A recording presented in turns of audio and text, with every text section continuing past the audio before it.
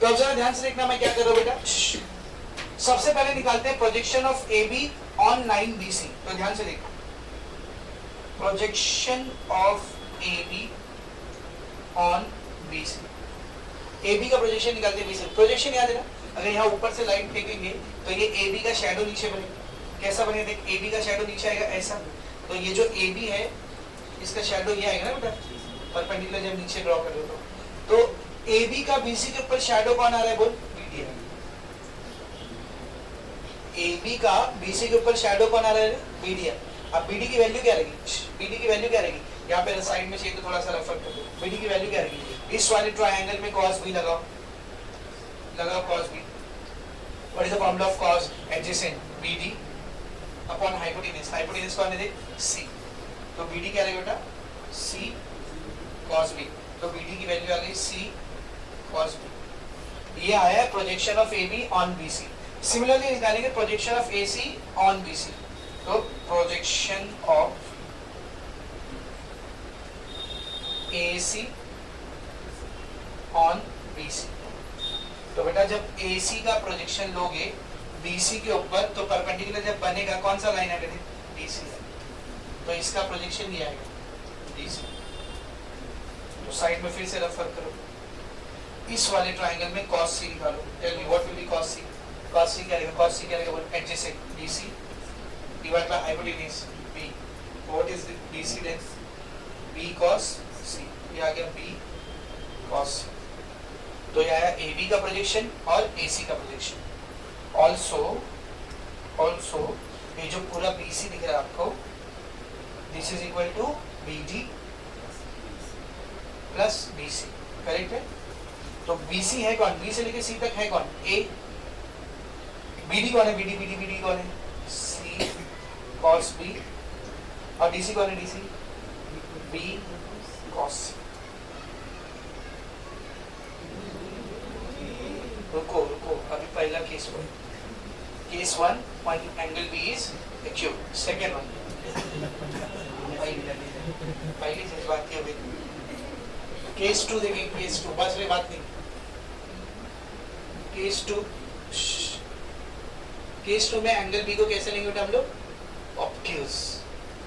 कैसे लेंगे बोलो, ऑब्ट्यूज, 90 डिग्री से काटा। तो विद द ट्रायंगल भी सेम ट्रायंगल बनेगा क्या, थोड़ा सा अलग ट्रायंगल बनेगा, ऐसा triangle. This is how the triangle will be now. A, B, C. Can you see B is obtuse? B क्या बेटा, obtuse। फिर से A से परपेंडिकुलर बनाओ। तो अब जब A से परपेंडिकुलर बनाओगे तो इधर तो लाइन ही नहीं, तो BC को क्या करना पड़ेगा, आगे एक्सटेंड करना पड़ेगा। तो this is your point D ना, ये आपका पॉइंट D है, समझ में आया। और this is B, this is A and this is C, ठीक है। अब फिर से यही दो चीज लेंगे हम लोग। पहले लेंगे projection of AB on BC, projection of AB on BC। AB की तरफ, AB की तरफ, where is AB, this is AB। AB को जब BC लाइन के ऊपर गिराओगे तो ये आएगा ना, ये DB सेम आ रहा है, DB है ना। अब DB की वैल्यू कैसे निकालेंगे, वापस से साइड में रेफर कर। ये वाला एंगल बता कितना रहेगा, जल्दी बता। This is 90, this was B, तो ये कितना रहेगा भाई, पूरा 180 रहता है तो उसमें से B निकाल दो, क्या रहेगा 180 माइनस B, या फिर पाई माइनस B। क्या एंगल रहेगा बोल, पाई माइनस B। तो यहाँ पर निकालते हम लोग ये C है और ये A, ठीक है। तो यहाँ पर हम लोग निकालते हैं cos of pi minus B, cos of pi minus B। तो पाई माइनस B ये वाला एंगल, ठीक है ना। इसका एडजेसेंट कौन है, एडजेसेंट कौन है इसका, DB अपॉन हाइपोटेन्यूज कौन है, C। तो DB की वैल्यू क्या आ रही है वो, C cos pi minus B। तो रखते हैं यहाँ पर DB की वैल्यू आएगी C into cos pi minus B, correct है। cos पाई माइनस B के ऊपर हम लोग फॉर्मूला लगा सकते हैं बेटा, अलाइड एंगल का फॉर्मूला लगा सकते हैं ना। तो C cos pi minus B, सबसे पहले तो पाई है ना, तो cos का cos और B का B। Pi minus theta, pi minus theta मतलब second quadrant, all sine second quadrant में साइन पॉजिटिव होता है, ये तो cos है, क्या हो जाएगा negative. What is the value of DB then? DB is equals to plus minus C cos B। ये पहला हो गया। Second one, projection of A B का लिख थे ना अभी A C, projection of A C on B C. तो ए सी को जब बी सी पे प्रोजेक्ट करोगे तो ए सी के ऊपर जब ये प्रोजेक्ट होगा तो पूरा आएगा ना, क्या बेटा, डी सी, क्या आएगा बोल, डी सी। अब यहाँ पर क्या करोगे, साइड में रफ फर्क, बी सी में ये जो बड़ा सा ऐसा ट्राइंगल बना है ए डी सी, यहाँ पर सी है, यहाँ पर 90 है, ये बी है, यहाँ पर लगाओ cos सी, बोलो क्या आएगा cos सी, डी सी बाय बी। तो डी सी की वैल्यू क्या आएगी बोल, बी cos सी, डी सी का जगह बोल बी cos सी, तो डी सी की जगह पर आ जाएगा बी cos सी। अब बोला हाँ हाँ, अरे बाबा ये एक्सटेंशन है, इसकी कुछ औकात नहीं। हम लोग जो भी कर रहे हैं ए बी बी सी और ए डी के ऊपर, ए बी बी सी और ए सी के ऊपर कर रहे हैं। तो जब मैं ए सी को इस बी सी के ऊपर प्रोजेक्ट करने की कोशिश करूंगा तो वो आगे भागेगा ना, तो प्रोजेक्शन ये पूरा रहेगा। मतलब ऐसा समझ, बॉडी से बड़ी शैडो बनी ऐसा।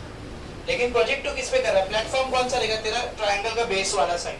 तो ट्राइंगल का बेस कौन है, बी सी, दिखेंगे सेम ही, समझ में अच्छे से। वो शैडो आगे भागा तो डी सी लिया, इसी वेरिएबल्स क्लियर, ठीक है ना। तो ये हो गया अपना बी cos सी। अब जरा इस पूरे को देख, डी से लेकर सी तक, इस पूरे को देख। डी सी को मैं क्या लिख सकता हूँ बताओ, also D C can be written as, D C can be written as D B plus D C, D B plus D C.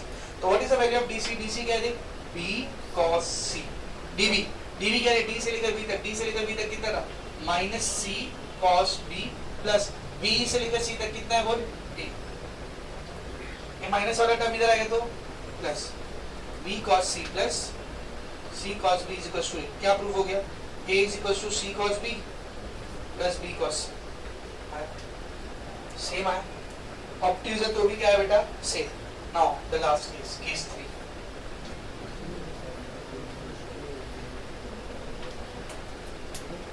Case 3 क्या लेंगे बोल, एंगल बी इज, बोलो angle B is right angle,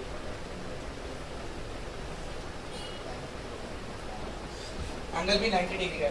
how is the triangle looking now, ये ऐसा प्यारा सा triangle, this is A B C, so क्या है, यहाँ पर बी, यहाँ पर सी, यहाँ पर ए, ठीक है। Now in this triangle you don't need to take perpendicular, क्योंकि ए बी खुद क्या है बेटा, परपेंडिकुलर। तो इधर जब ए सी का आप प्रोजेक्शन बनाओगे तो बी सी बनेगा, और एडी का प्रोजेक्शन ही नहीं बनेगा, वो खड़ी लाइन, उसके ऊपर लाइट डालोगे तो एक पॉइंट आएगा नीचे। तो यहाँ प्रोजेक्शन वाला फंडा लगाओ ही मत, चुपचाप इधर प्रोजेक्शन वाला फंडा मत लगाओ।